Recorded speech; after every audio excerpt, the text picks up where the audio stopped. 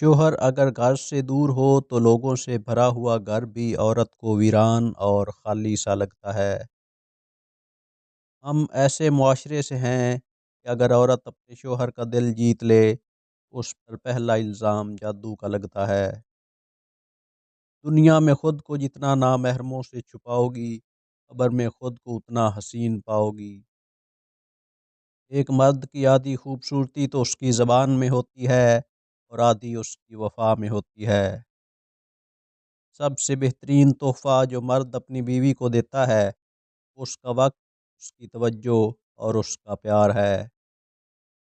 جو شخص جوانی میں نکاح کر لیتا ہے تو شیطان چیخ اٹھتا ہے، ہائے افسوس، اس نے مجھ سے اپنا دین بچا لیا۔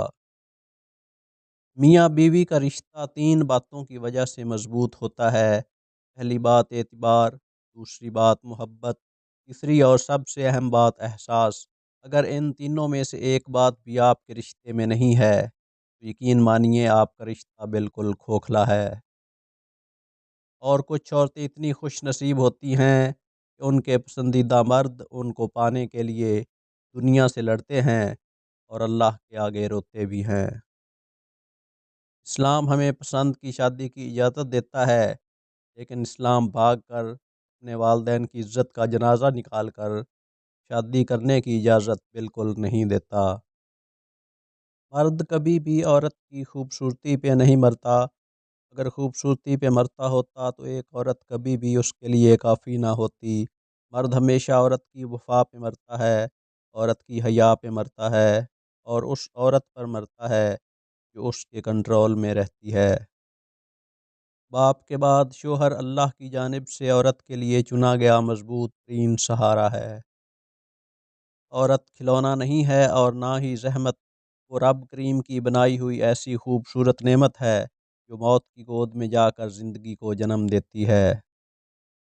لوگ کہتے ہیں پہلے سنبھل جاؤ پھر نکاح کرنا، لیکن میرا اللہ کہتا ہے تم نکاح کرو، تمہیں سنبھالنے کی ذمہ داری میری ہے۔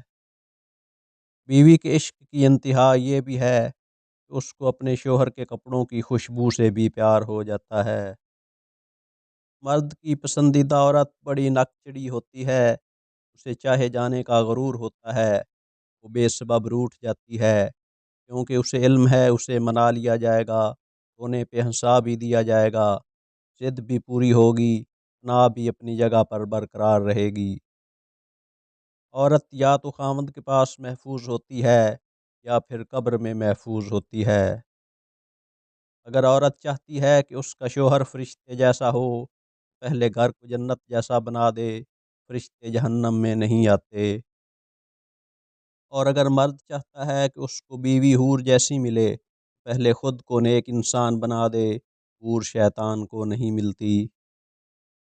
خاوند کے لیے بیوی اور بیوی کے لیے خاوند سے بڑھ کر کوئی مخلص نہیں ہوتا، کیونکہ دونوں کا مفاد ایک ہوتا ہے۔ گھر کے اندر اس مزدور کی قدر کریں جو آپ کی زندگی میں آئی اور پھر کبھی چھٹی پر نہیں گئی۔ میاں بیوی کو ایک دوسرے پر اتنا بھروسہ ہونا چاہیے کہ بات بے بات صفائیاں نہ دینی پڑیں۔ بیوی جب اپنے مسائل شوہر کو بتاتی ہے تو اس کا یہ مطلب نہیں ہوتا کہ وہ شکایت کر رہی ہے، بلکہ وہ آپ پر اعتماد کرتی ہے۔ شوہر یا بیوی کا ایک دوسرے کو توجہ اور وقت نہ دینا رشتے میں کمزوری پیدا کرتا ہے۔ میاں بیوی کو جدا کرنا شیطان کا سب سے زیادہ پسندیدہ فعل ہے۔ مرد کی لاپرواہی عورت کی ذہنی بربادی کا سبب بنتی ہے۔ کمزور سے کمزور عورت بھی طاقتور ہو جاتی ہے جب اسے عزت دینے والے مرد کا ساتھ مل جاتا ہے۔ ایک مرد کا خواب ہوتا ہے کہ اسے ایک پرفیکٹ بیوی ملے اور ایک عورت چاہتی ہے اسے پرفیکٹ شوہر ملے، مگر وہ یہ نہیں سمجھتے کہ اللہ تعالیٰ نے انہیں ایک دوسرے کو مکمل کرنے کے لیے بنایا ہے۔ قرآن پاک میں فرمایا گیا ہے کہ عورت تمہیں پسند ہے اس سے نکاح کر لو۔ سمجھدار بیوی وہ ہوتی ہے جو زندگی کے معاملات میں خاوند کو بڑا بنا کر رکھے، کیونکہ خاوند کو اللہ نے مرتبے میں بڑا بنایا ہے۔ وہ بیوی بہت خوش نصیب ہوتی ہے جس کی غیر موجودگی میں اس کا شوہر بے چین رہے۔ جب شوہر اپنی روٹھی بیوی کو پیار سے مناتا ہے تو اللہ پاک کو اس کی یہ ادا بہت پسند آتی ہے۔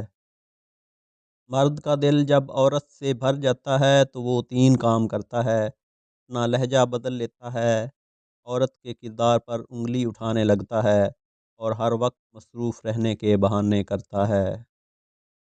سب سے بہترین تحفہ جو مرد اپنی بیوی کو دیتا ہے وہ اس کا وقت، اس کی توجہ اور اس کا پیار ہے۔ جب شوہر اپنی بیوی کو حقیقی محبت دیتا ہے، بیوی اپنے والدین سے بھی بڑا درجہ اپنے شوہر کو دے دیتی ہے۔ بیوی کی خوشیوں اور خواہشوں کا خیال رکھنا شوہر کی ذمہ داری ہے، کیونکہ وہ آپ کے علاوہ کسی کو نہیں کہہ سکتی۔ شوہر کا پیار، وقت اور توجہ ہی بیوی کے لیے سب سے بہترین تحفہ ہے۔ محبت اور احساس کرنے والا شوہر اللہ پاک کی خاص رحمت ہے۔ مرد کو بنانے کے لیے مٹی فرشتوں کے ذریعے اللہ نے زمین سے منگوائی، لیکن عورت کے لیے مٹی نہیں منگوائی۔ اس کو مرد کی ہی ٹیڑھی پسلی سے بنایا، اور جس مرد کی پسلی سے وہ بنی ہے وہی اس کا محرم بنتا ہے۔ وہ اسی کے نکاح میں جاتی ہے، کیونکہ وہ اس مرد کے وجود کا حصہ ہوتی ہے۔ مرد کے لیے خدا نے عورت سے زیادہ خوبصورت چیز بنائی ہی نہیں۔ عورت کی باہوں میں مرد اپنی ہزاروں پریشانیاں بھول جاتا ہے اور دنیا جہان کا سکون محسوس کرتا ہے۔ رسول اللہ صلی اللہ علیہ وآلہ وسلم نے ارشاد فرمایا: دنیا فائدہ اٹھانے کی چیز ہے، اور دنیا میں سب سے زیادہ فائدہ دینے والی چیز نیک بیوی ہے۔ ایک عورت کی تربیت کا امتحان بہو بننے کے بعد، اور اخلاق کا امتحان ساس بننے کے بعد ہوتا ہے۔ ہم سفر خوبصورت نہ بھی ہو، قدر کرنے والا ہونا چاہیے، کیونکہ گھر پیسے اور طاقت سے نہیں، محبت اور اتفاق سے بنتے ہیں۔ دنیا کی سب سے خوش نصیب عورت وہ ہے جس کے پاس ایک مخلص مرد ہے۔ میاں بیوی کا اکٹھے برتن میں کھانا کھانا بے شرمی نہیں، بلکہ سنت رسول صلی اللہ علیہ وآلہ وسلم ہے۔ بہترین مرد وہ ہے جو دیر سے ناراض ہو اور جلدی راضی ہو جائے۔ سمجھدار عورت اجڑے ہوئے گھر کو آباد کرتی ہے، جبکہ ناسمجھ عورت اچھے بھلے آباد گھر کو برباد کر دیتی ہے۔